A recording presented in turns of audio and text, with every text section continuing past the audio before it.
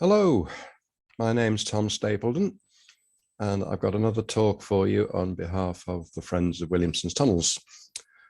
This time, my talk is going to be about the Cavers Squeeze and the Northern Monkeys. Now, that may not mean anything to a lot of people, but to anybody who has visited us at the Friends of Williamson's Tunnels and the Williamson Tunnels house site, you may remember that we take you down into the banqueting hall, which lies below where Williamson's house used to stand. And on your way down there, we climb down this staircase. Nowadays, used to be dropping down a ladder wearing a harness, but we go down into this little sandstone chamber. Nowadays, there's a very straightforward ladder to walk down. And that's the sandstone chamber there. And you would go underneath the staircase and down a tight squeeze, a thing we call the gash, which takes you down to the banqueting hall. But on the left-hand side, as you go down, there's this feature in the opposite side wall. And some years ago, this acquired the nickname, the Cavers Squeeze. I'm not quite sure how it came about, but only a handful of people have been along it, really. It frightens most people because it looks very claustrophobic, and it's a long shaft. Now, many years ago, a young girl caver, uninvited, disappeared down there and frightened everybody. And I think maybe the name appeared sometime after that. Some years later, we had several people went in there. A couple of them were big, strong, 6 foot plus strapping cavers from the Derbyshire Caving Club who were visiting us. And one of them was a superb photographer, and he took his camera with him when he went down there. They had no trouble at all, though we thought they were going to get stuck. And this is what it looks like once you're inside. Now, you can probably tell here that it's not very wide. The side walls of this shaft are cut out of, straight out of the bedrock, either side. It's been cut out when the ground level above was much lower than it is now. The floor of this shaft and the floor of the sandstone chamber is about 18 feet, which is six or so meters below our ground level. And when you slip in underneath the lintel, the roof is slightly higher beyond. This is the roof in the first stage of it. And as you can see, it's capped off with sandstone blocks. But it was cut out originally when it was pretty much at ground level, when the ground sloped down in that direction. And the ground has now been built up to level for making gardens for Williamson's houses. So it's now much further below ground than it used to be. But we've got these rock sidewalls that have been hewn out by hand, bare rock underneath this little scattering of sand. And then as you go along it, after about 20 feet, you can see here that the roof line drops down about another foot. From that point onwards, you've got to keep your head down. There's plenty of room to crawl. It's only shoulder width wide, but you've got to keep your head down, otherwise you'd bang it on those roof slabs. And as you go further along it, it's obvious, well, it wasn't obvious to us for many years, but it's obvious now that the level of the sandstone bedrock in this area dips down in this direction. And the sandstone here is starting to give way. It's much lower on both sides, but they've kept this shaft built up in a straight, almost flat line by building up the side walls in brick and carried on capping it off with sandstone blocks. There is actually, we now know, a very slight downhill slope, and it's imperceptible when you're crawling along there on hands and knees, but I've been in there with a spirit level, and there is a very slight downward slope as you go. You don't notice it in either direction. And these lads took these wonderful pictures, and by the time you get about 3/4 of the way along, it's brick walled either side completely. And now in the distance, you can see that there's a blockage. Some years ago, I used a laser measure and measured this at about 30 meters long. Never was quite sure whether that was an accurate reading, because there is definitely a blockage there. And as you get closer, you can see it's completely blocked off. Now, we don't know whether that's the end of it or whether it's halfway along it or where it is. But obviously, you can see that there's some cracked stones at the top. And we could never decide, because nobody ever looked at it closely enough, whether those stones had cracked and allowed soil to fall through from above, or whether that's irrelevant and that the soil has been pushed in deliberately from the end to block it off and keep people out. So many years ago, I've done a previous talk about the triple-decker tunnel, which has been explored on both sides of the railway. Well, Dave Bridson, who runs the Heritage Centre on the other side of the railway, has far more experience of the triple-decker than we do. Explored his section of it, which is about 3/4 of it on the other side of the railway. And he feels as if he has seen something similar to the Cave of Squeeze joining into the side wall of the triple-decker. And when they were in our section, they thought they saw the end of this shaft. Now, he's produced a drawing, which is his idea of what it looks like. It may or may not be accurate, but I'm beginning to think it is a pretty good evaluation of what's going on here, although we can't explain why. This is our sandstone chamber. That point there where we crawl in is, as I say, about 18 feet below our ground level, a concrete yard. This slope is exaggerated, but there is a slight downhill slope. And at the end of it, he believed that there is a vertical shaft going straight down from the end of it, from the end of the horizontal shaft, and it joins in to the side wall of the different levels of the triple-decker. Now, we can't say for sure that that is true, but I'm beginning to think that it is probably a pretty accurate description of what is happening here. No one can explain why it exists, of course. It's still a total mystery. Anyway, something interesting happened last summer, the summer of 2021, in July. We had a visit from a group of urban explorers who call themselves the Northern Monkeys. They're from Burnley, and they're madly interested in all sorts of underground places, mines and caves and all sorts of things like that. And they came on the recommendation of another urban explorer called Martin Zero, whom some of you may have heard of, who's a great fella. And he came along and he did 2 videos with us, showing all of our tunnels. And they were very well received, and thousands of people have viewed them, and it's driven visitors to come and see us because of his videos. Now, he recommended to the Northern Monkeys that they ought to come down here and have a look. So they landed on us with Martin one Sunday in July last year, and they had the full tour. And as with most people, they were actually blown away by what they saw, absolutely fascinated. But one thing they thought more of than anything else that they saw was this. As soon as they saw the Cave of Squeeze, and they saw the size of it, and we told them that we think it goes a good 30 meters. And we thought there's a strong possibility that it joined into the triple-decker tunnel on the land behind our site. They really wanted to get in there. So we let them have a go. And a couple of the lads who really, really nimble, I think they're made of rubber, and have no fear at all of tight spaces, were straight in there. Now, the first one went in and he was off like a rat down the drain. Before the second one went in, we grabbed him and said, hang on a lad, a minute. Would you mind taking a tape measure with you and measuring accurately how long this thing is?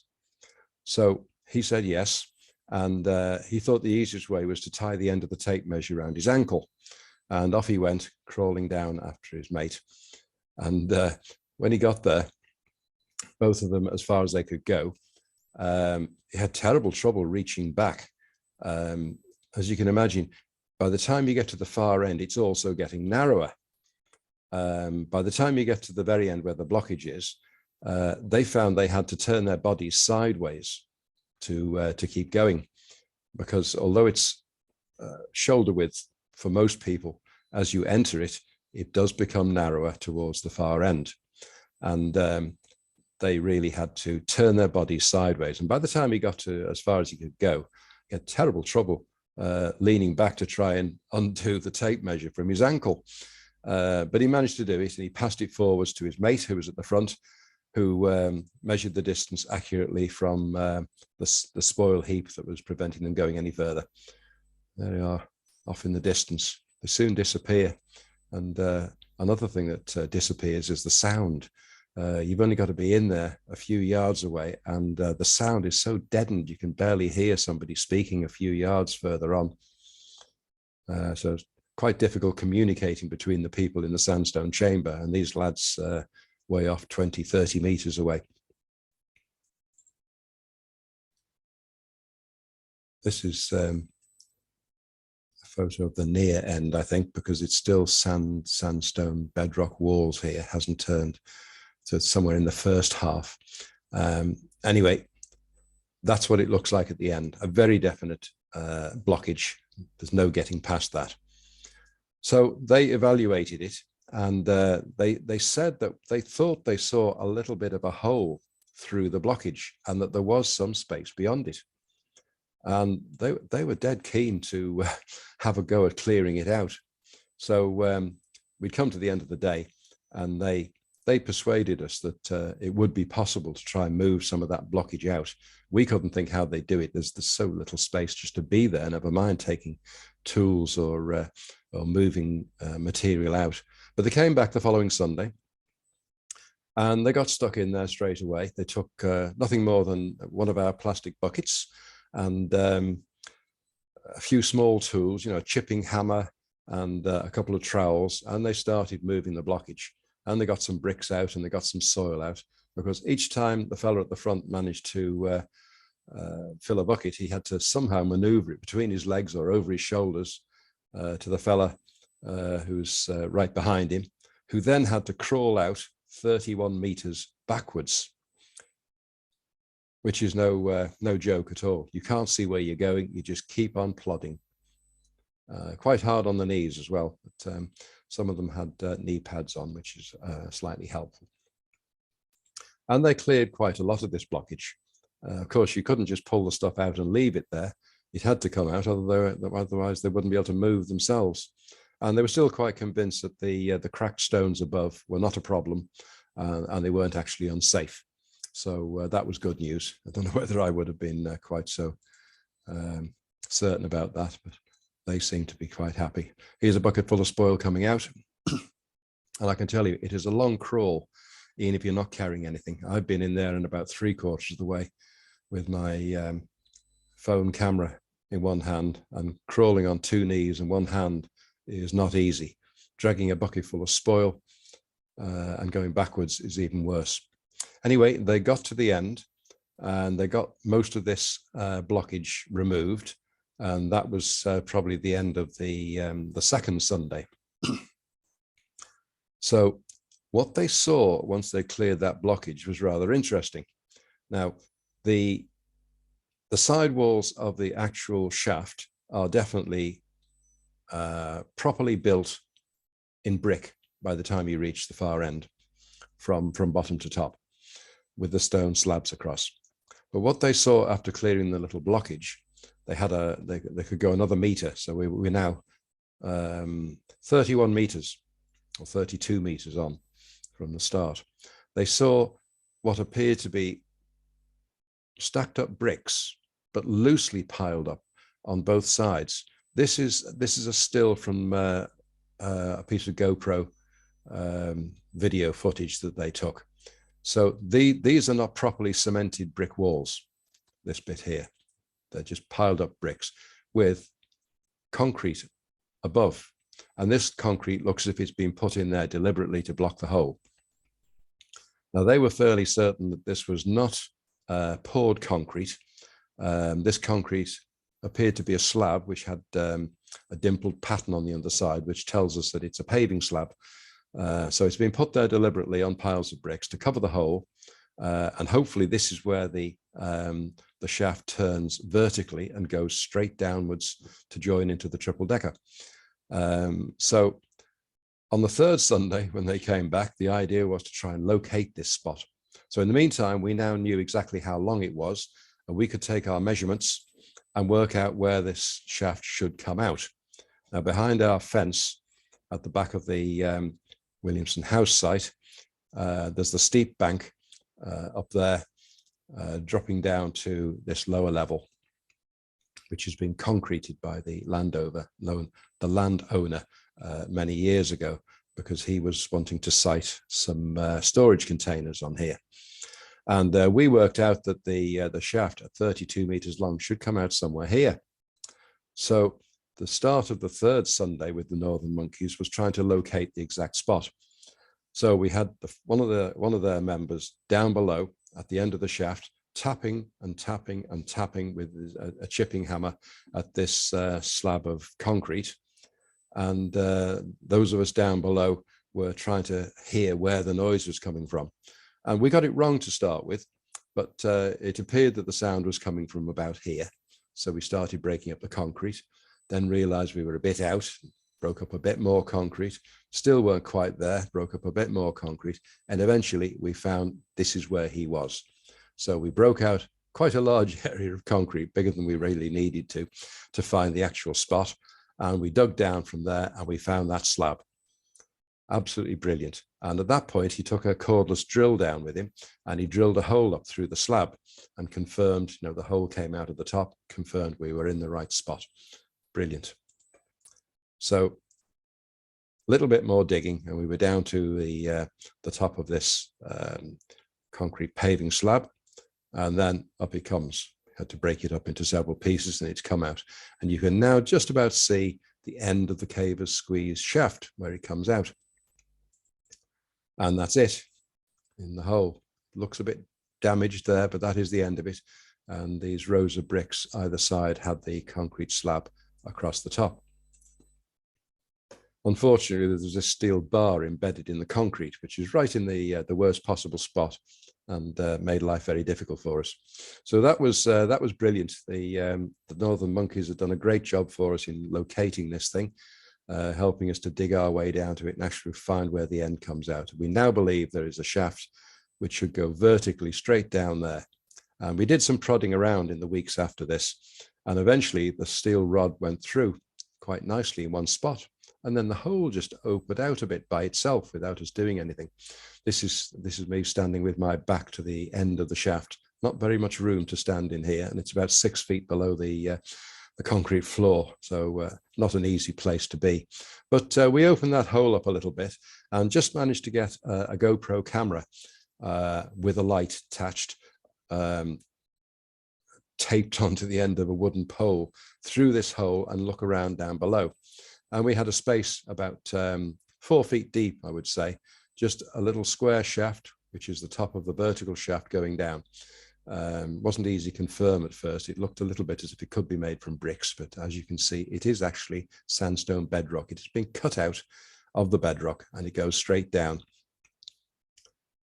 But when you get down about 4 feet, then there was a blockage. There were some quite large blocks of sandstone there, too far down to reach.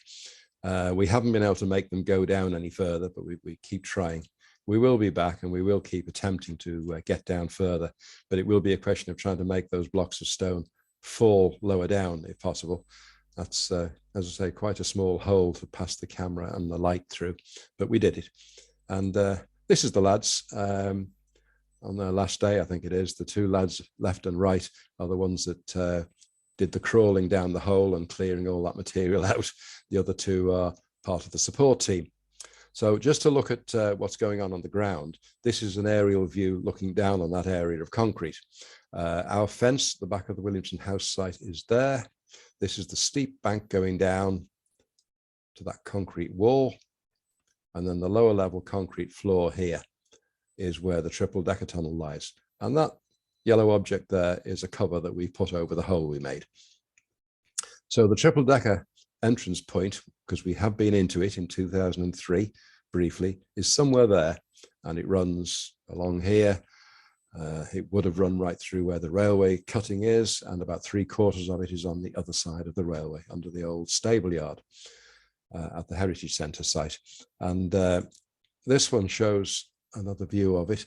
If you can see that silver grey car parked there on our site, just on the other side of where that car is where the sandstone chamber sits. And the floor of it is 18 feet below the ground level there. So we have chased this tunnel now right along here, under our land, under the concrete floor, past our fence, right under the steep bank here, and it comes down and it comes out about 6 feet below the ground level there. So quite something. And I think it's absolutely certain now that this is going to join into the side of the triple decker, 1, 2, possibly 3 levels. We haven't got a clue what purpose it might serve. We could guess forever, but I don't know whether we're going to ever prove a point on that, even when we get back inside the triple decker. But there we are. In the weeks afterwards, here's our Steve, our Zoom host, who's in the process of constructing a scaffolding box in the hole. And then we'll be putting shuttering boards around it to make it safer and prevent any falls of spoil while anybody's working in there. The bucket is sitting on the floor of the caver's squeeze shaft where it emerges, and the hole that will take us further down is just under there. And just to finish off here, one of our newest volunteers is a young student whose name is Tom. He's young Tom, and he joined us a little while ago, and he's dead keen, and he's also not afraid of anything, and very flexible. And he asked me a little while ago, would it be okay if I go in there and crawl right through and come out the other end? Because nobody has actually done that. The northern monkeys weren't there in time for us to clear out the end to make it possible to crawl out. So we said yes, and this is Tom disappearing in from the sandstone chamber on his way to the other end, 32-meter crawl, and here he is coming out at the far end.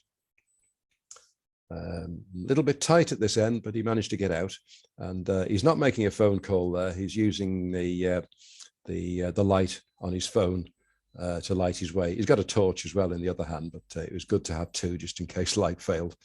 And looking quite pleased with himself for having got all the way through. But I'll tell you, he didn't just crawl through one way. Somehow or other, he managed to get himself down there head first and crawled all the way back again, which is a much more complicated job. Very tight space to get your body into to go backwards. But he did it, and he came back out into the sandstone chamber. So that's where we're up to at the moment. We've not given up on this. While we're waiting to get access to this piece of land and dig our way into the triple decker tunnel again, which obviously we want to do, we are going to keep trying to bust our way through in this vertical shaft, cause the blockage to drop, hopefully, and then maybe pass a camera down very much further and see what's going on below. But that's it for now. That's as far as we've got with the caver's squeeze, and very good to have had the help from these lads, the Northern Monkeys. We wouldn't have done this on our own, but they were very, very helpful to us. Thank you. That's about it.